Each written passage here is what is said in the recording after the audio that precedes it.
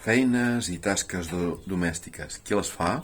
En el meu cas les faig jo, no totes, però entenc que la neteja domèstica, doncs cadascú se n'ha de fer càrrec, no?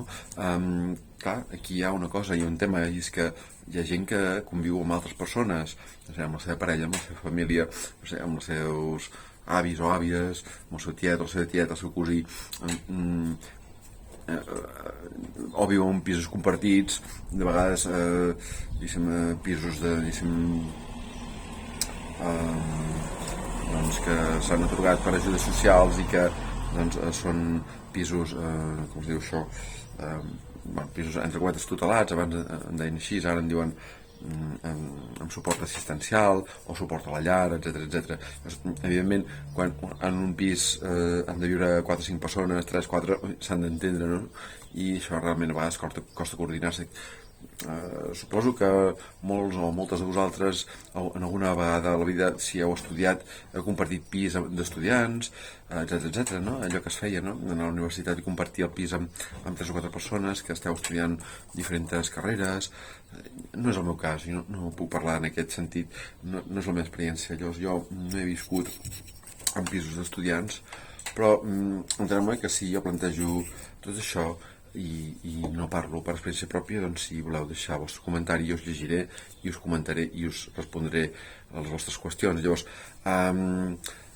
es tracta de qui fa la neteja domèstica i si és un home, es tracta de noves masculinitats, aquest concepte que apareix a tot arreu?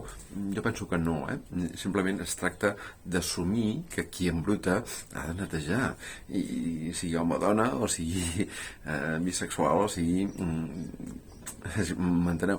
Es tracta de que qui embruta doncs, ha d'assumir la seva responsabilitat de netejar.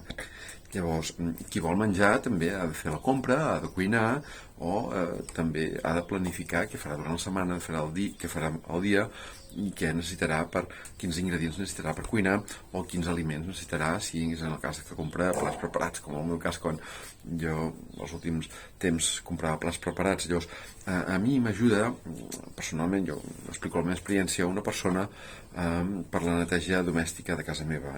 És una persona que em ve un cop cada 2 setmanes, i doncs quan ve està tot un matí, anem a dir de 9 a 12 al migdia o de 9 a 1 al migdia, 3-4 hores cada 15 dies, i estic molt content d'ella perquè és una persona que és molt disciplinada, molt complidora i en resum és molt bona gent, i fa concretament 16 anys que ve a casa meva i fa aquestes labors, bàsicament fa 4 o 5 labors, però que us explicaré, us resumiré. Em neteja les terres, m'escombra i em frega el terra, em posa una mica d'ordre a la cuina, em neteja els marbres, si s'ha de fer un rat de vaixelles el fa, si ha de rentar un plat el fa, i llavors també doncs, em plega la roba, me l'ordena a l'armari, i fins i tot doncs, si ha de planxar pantalons o camises, doncs me les planxa.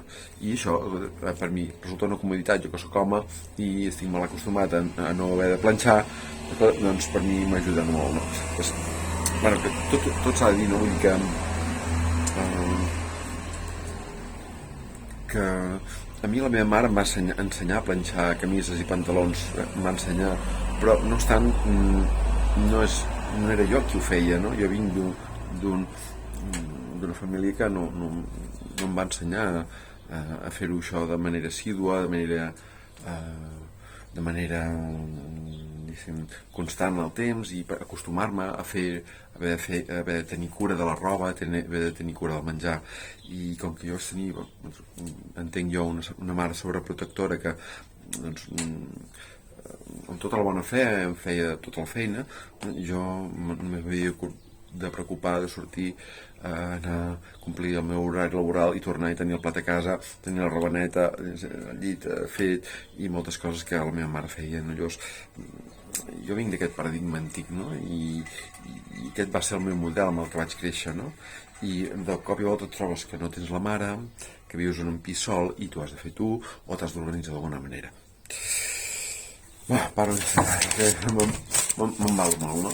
Però m'enteneu per on vaig? La meva experiència és aquesta, no sé la vostra, però jo sí que bueno, rento la roba amb una rentadora molt maca que tinc. Escolta, jo rento els llençols, rento les mantes, fins i tot he fet rentadors amb les cortines per deixar-les netes i les he tornat a penjar. Eventualment, doncs, si he tret la pols del menjador, he escombrat i fregat el terra, evidentment, saps? I la cuina també, això jo faig rentavaixelles a casa i també, doncs, bueno, quan faig la rentadora, quan s'acaba la rentadora, llavors agafo la roba i la que puc estendre l'estenc a l'estendedor i la que pot anar a la secadora, perquè tinc secadora, ho he de dir, doncs la poso a secar a la secadora i això m'estalvia molta feina i quan tinc la roba seca, tant l'estesa com la de la secadora, doncs faig una muntanya de roba, la poso aquí al sofà del menjador i llavors, bueno, doncs clar, s'ha d'endreçar, s'ha de plegar, s'ha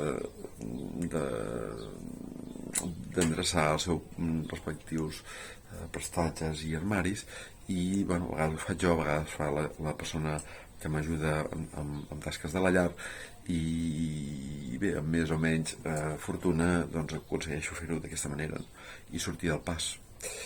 No sé, cadascú té la seva experiència, el seu model de funcionament i entenem que en una societat on la família és complexa i la família, hi ha molts tipus de família monoparentals, aquestes, les altres, que hi ha el pare, que no hi ha la mare, etc. Que hi ha un altre familiar, que hi ha una persona amb discapacitat. No sé, jo em pregunto de manera totalment transparent i honrada com s'ho fan les persones que són cegues o que no tenen visió, no? Em pregunto com es deuen fer, com li deuen fer les tasques de la llar a aquestes persones.